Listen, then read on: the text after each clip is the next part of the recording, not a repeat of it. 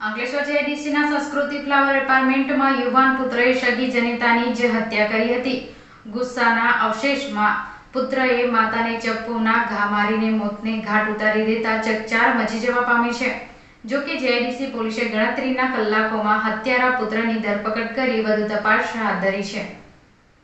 પ્રાપ્ત પોલીસ સૂત્રીય માહિતી મુજબ અંકલેશ્વર જેઆઈડીસીના સંસ્કૃતિ ફ્લાવર એપાર્ટમેન્ટમાં ફ્લેટ નંબર 205 રહેતા અને મૂળ હરિયાણાના રહેવાસી રણજીતસિંહ બેડવાલે સગા પુત્ર વિરુદ્ધ માતાની હત્યા અંગેની જેઆઈડીસી પોલીસ મથકમાં ફરિયાદ દર્જ કરાવી હતી.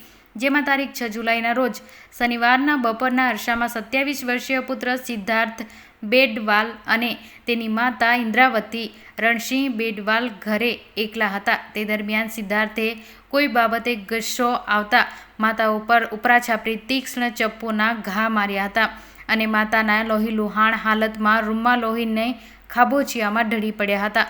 ઘટના બાદ સિદ્ધાર્થે પોતાના પિતા રણસિંહ અને બનેવીને ફોન કરીને તાત્કાલિક ઘરે આવવા માટે કહ્યું હતું. જે ફોન કોલ મળતાની સાથે જ તેના પિતા અને બનેવી ઘરે દોડી આવ્યા હતા અને પુત્ર સિદ્ધાર્થે ઘટના અંગે પિતા અને બનેવીને હકીકત જણાવતા તેઓએ પગ નીચેથી જમીન સરકી ગઈ હતી.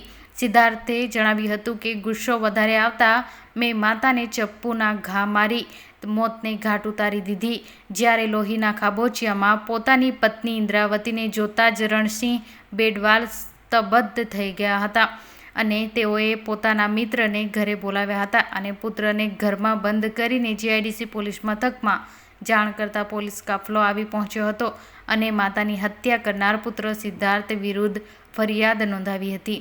જેઆઈડીસી પોલીસ હત્યારા પુત્ર સિદ્ધાર્થ વિરુદ્ધ માતાની હત્યા બદલ ગુનો દર્જ કરીને તેની 7 જુલાઈના રોજ સવારે 10 કલાકે ધરપકડ કરી હતી અને ઘટના પાછળ સાચી હકીકત જાણવા માટે જેઆઈડીસી પોલીસે વધુ તપાસ શરૂ કરી છે.